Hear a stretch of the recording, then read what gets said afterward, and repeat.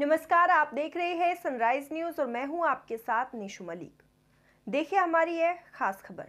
VIP party supremo Shri Mukesh Sahani ji ने पटना स्थित अपने 6 स्टैंड रोड आवास पर प्रेस कॉन्फ्रेंस की। उन्होंने कहा कि संघर्ष जारी रहेगा, मेरा समाज मेरे साथ है, जब तक जान है समाज के हक अधिकार के लिए लड़ाई लड़ता रहूंगा। कुंडली विधानसभा चुनाव में जनता ने जो प्यार आशीर्वाद दिया उनको धन्यवाद देते हैं। साथ ही बीजेपी के प्रत्याशी केदार गुप्ता जी को भी जीत की बहुत बहुत बधाई देते हैं। साथ ही उन्होंने कहा कि हमारी लड़ाई समाज को आरक्षण दिलाने की है, वो हक अधिकार के लिए अंतिम सांस तक लड़ता रहूंगा, क्योंकि मुझे विरासत में कुछ नहीं मिला है। अपने दम पर समाज के हक अधिकार के लिए मेरा संघर्ष जारी रहेगा। तो आइए जानते हैं क्या कुछ कहा है मुकेश सहनी जी ने। 3 बार चुनाव लड़ना चाहिए। एक बार समझने के लिए कि कैसे चुनाव लड़ा जाता है, दूसरी बार हराने के लिए और तीसरी बार चुनाव जीतने के लिए। तो हम उसी रास्ते पे हैं। अकेले अपने दम पर हमने लड़ाई लड़ा। हमें खुशी इस बात का है कि हमने अकेले एक तरफ महागठबंधन जहां 7 पार्टी है जिनकी राज्य में सरकार है और एक तरफ एनडीए जिनके केंद्र में सरकार है, उनके पास सारे शक्ति संसाधन सब चीज से संपन्न है। ऐसे शक्ति के ऐसे महाशक्ति के सामने में हम लोगों ने लड़ाई लड़ा और मजबूती से साथ खड़ा रहा। और मुझे खुशी इस बात का है कि निषाद समाज जो पार्टी का कोर वोट है वो मजबूती से वीआईपी पार्टी के हक अधिकार के लिए खड़ा है। कोई भी पार्टी ये साबित कर दे कि 2000 भी निषाद का वोट हमें मिला होगा, चाहे वो महागठबंधन हो या एनडीए हो, तो वो जो कहेंगे वो मैं करने के लिए तैयार हूँ। तो ये निश्चित हो गया कि एक मल्ला का बेटा संघर्ष करने के लिए मैदान में उतरा और अपने हक अधिकार के लिए लड़ाई लड़ा और पूरे बिहार के निषाद खास करके मल्ला का बेटा वीआईपी पार्टी के साथ है। हमने निषाद को टिकट देकर निषाद के नाम पे वोट लेके मैंने पूरे बिहार को दिखाया कि 26,000 वोट हमने ला सकते हैं और पूरे बिहार ने माना।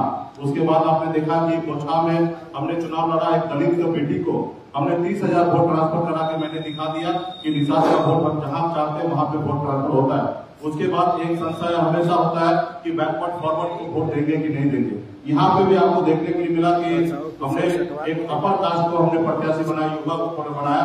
उसके बावजूद भी वीआईपी पार्टी के आह्वान पे, हमारे आवाज पे आज एक निषाद समाज के लोगों ने मीनाथ कुमार को वोट दिया। 10,000 मत हमें प्राप्त हुआ। तो इसके लिए मैं तहे दिल से धन्यवाद देता हूँ। हम जो लड़ाई लड़ रहे हैं उस लड़ाई में निषाद समाज का पूरा भरपूर योगदान है और पुराने की जनता सभी का योगदान है। मैं ये नहीं कह सकता कि एक जाति का वोट मिला है, हर जाति धर्म का वोट मिला है। कितना वोट मिला उसकी समीक्षा करने की आवश्यकता है और मजबूती से जिन्होंने हमें मदद किया, जिन्होंने हमारे साथ काम किया, सभी कार्यकर्ताओं को बधाई देता हूँ, धन्यवाद देता हूँ। और 10 तारीख को मैं ये जो हमारे पास 10,000 वोट प्राप्त हुआ ये हमारी जीत है और 10 तारीख को मैं पुरानी विधानसभा में मैं जाऊंगा और जहां जहां पूरे विधानसभा में ऐसे नहीं कि जहां हमें वोट मिला वहां जाएंगे, जहां वोट नहीं मिला वहां नहीं जाएंगे, पूरे पुराने के जनता के बीच में जाएंगे और जश्न मनाएंगे। 1 टन लड्डू ऑलरेडी बन चुका है और भी जरूरी पड़ा तो और भी लड्डू बनेगा और पूरे क्षेत्र में हम लोग जाएंगे, जनता के पास जाएंगे, उनसे आशीर्वाद लेंगे। पहले भी हमने आशीर्वाद लिया, अभी भी हम जाएंगे, आशीर्वाद लेंगे और हम उम्मीद करेंगे कि आने वाले समय में हमारी जो लड़ाई है उसमें साथ दे दे।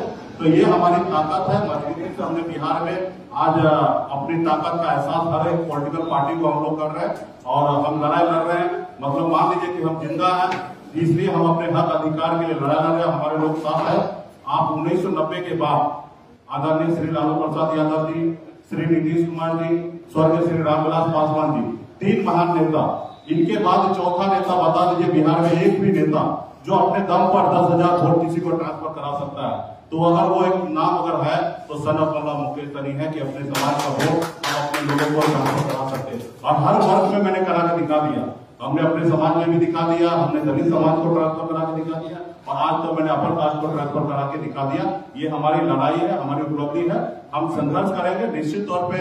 इसमें हम चुनाव जीते नहीं, लेकिन हमारे 10,000 वोट भी हमारी अपनी ताकत है और आने वाले समय में इसी तरीके से संघर्ष करते रहेंगे और एक दिन आएगा कि निषाद का बेटा का बिहार में एक अपना बोलबाला होगा। बहुत बहुत धन्यवाद आप सभी को। मुकेश जी, आप इस बार जो चुनाव लड़े किस लिए लड़े? आप बोले कि 3 बार चुनाव लड़ने के लिए, इस बार किस लिए लड़े? नहीं, निश्चित तो देख जब तक हम चुनाव जीतेंगे नहीं तब तक लड़ाई लड़ते रहेंगे।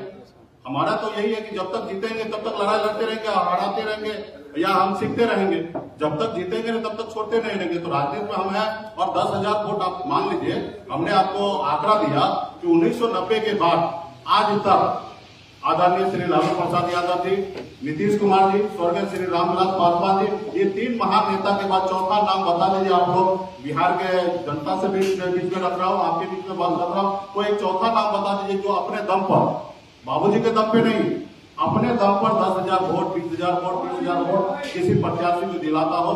एक नाम बता दीजिए, वो एक नाम है मुकेश सहनी। आपके चुनाव लड़ने से नुकसान किसको हुआ? बीजेपी हमें देखिए किसका नुकसान हुआ, किसका फायदा हुआ मुझे नहीं देखना है। हमने जो जीता उनको भी हमने बधाई दिया है।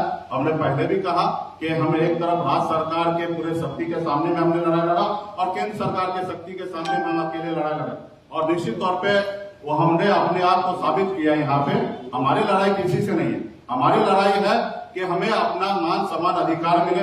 आज हमने देखा कि सुशील मोदी जी ने प्रेस कॉन्फ्रेंस करके उन्होंने आरोप लगाया कि मुकेश सहनी को किसी ने खड़ा किया। आप बताइए, जब हम समर्थन दे दिए तब संजय जायसवाल जी ने हम पे आरोप लगा दिया कि क्यों नहीं चुनाव लड़े, और आज जो चुनाव लड़े तो भी आरोप लगा दिए। तो भला वो लोग से ये पूछ लीजिए कि वो उनका मन और दिमाग है कहाँ। आज आरोप लगाना आसान है, हम अपने वजूद के लिए लड़ाई लड़ रहे हैं, हम किसी के साथ नहीं है, हम अकेले अपने दम पर पूरे बिहार में लड़ाई लड़ रहे हैं। मुकेश जी, एक सवाल है, कुडनी में 2 मल्लाह समाज के प्रत्याशी थे, संजय सहनी और शेख हसीना, दोनों को 5,000 वोट आया है और आपको 10,000 वोट आया। तो निश्चित तौर पे वहाँ पे संजय सहनी जी को 4200 वोट आया है, शेखर सहनी को 3700 वोट आया, और एक उपेंद्र सहनी है उनको भी 1000 वोट आया, यानी कि 9000 वोट 3 प्रत्याशी को वहाँ पे मिला है। और ये भाजपा ने ही तीनों को खड़ा किया था, फंडिंग किया था, और निश्चित तौर पे इसमें से 4-5 हजार वोट इन लोगों को निषाद समाज का मिला, क्योंकि निषाद समाज का बेटा था। तो निश्चित तौर पे आने वाले समय में, लेकिन ये कोई पार्टी दूसरा ना साबित कर सकता कि निषाद का 2000 वोट लिया है। निश्चित तौर पे उनको वोट मिला है, 4-5 हजार वोट उनको निषाद समाज का मिला है, और वो कहीं ना कहीं दूसरे के पास नहीं गया, हमारे लोगों के पास है। वो चुनाव लड़े इसलिए गया और उसको फंडिंग किया। सिर्फ निषाद समाज को वोट बैंक को अपने और करने के लिए भाजपा ने कम से कम 5 करोड़ रुपया खर्च किया। तो खैर ये सब चीजें आरोप लगाना, लड़ने लगाना, इसलिए हम नहीं जाएंगे। हमें 10,000 वोट प्राप्त हुआ, हम चुनाव में जीत नहीं दर्ज किए। आने वाले समय में हम संघर्ष करेंगे, भाजपा भी मंथन करे वो चुनाव कैसे लड़े, किस लिए कैसे लड़े और कैसे जीते। जब पूरे राज्य में जब चुनाव होगा, लोकसभा हो या विधानसभा हो, तुमको पता है कि हमारी ताकत क्या है। हाँ, एक सीट का चुनाव था, पूरे राज्य के लोगों को उतार देना, पूरे विधायक को 70 को विधायक को उतार देना, 80 को विधायक को उतार देना, पूरे एमएलसी को उतार देना, अपने सारे संगठन को उतार देना, यहाँ तक उत्तर प्रदेश से स्टार को भी ले आना। तो उन्हें जितना उसको ताकत लगाना था और लगाना भी चाहिए, जिसके पास जितना क्षमता हो, ताकत हो, वो लगाना चाहिए। उन्होंने जीत दर्ज किया, लेकिन जब सिंगल चुनाव की बात आएगा तो उनको भी सोचना पड़ेगा कि बिहार में हम कैसे नैया पार लगाएंगे। बिहार की राजनीति में कहा जा रहा है कि अब नीतीश कुमार का अस्तित्व समाप्त हो गया है, उनका वोट बैंक खत्म हो चुका है। अभी जो कह रहे हैं वो उनपे ज्यादा स्टडी किए होंगे। आप क्या मानते हैं? मेरा मानना है कि सरकार वो चला रहे हैं, उनके प्रति नाराजगी है, और शायद नाराजगी नहीं होता तो चुनाव जीतते। तो सरकार चला रहे जो इशू है, खास करके जो हमारे दलित भाई के साथ अत्याचार हो रहा है, जो पुलिस बेवजह उनको दारू का इल्जाम लगा के उनको जेल भेज दे रहे हैं, इसमें सरकार को समीक्षा करना चाहिए। खास करके तारीख को फ्री करना चाहिए, और इसके लिए हमारे दलित भाई परेशान हो रहे हैं। तो सरकार को जहाँ कमी है उनको खुद को तलाश करना चाहिए। मैं तो चाहूंगा कि सभी पार्टी खत्म हो जाए, वीआईपी पार्टी सबसे आगे आ जाए। हम थोड़े चाहेंगे कि जेडीयू पार्टी बड़ा स्केल पे रहे, हम भी चाहेंगे कि वो पार्टी खत्म हो जाए, उसकी जगह वीआईपी पार्टी ले ले।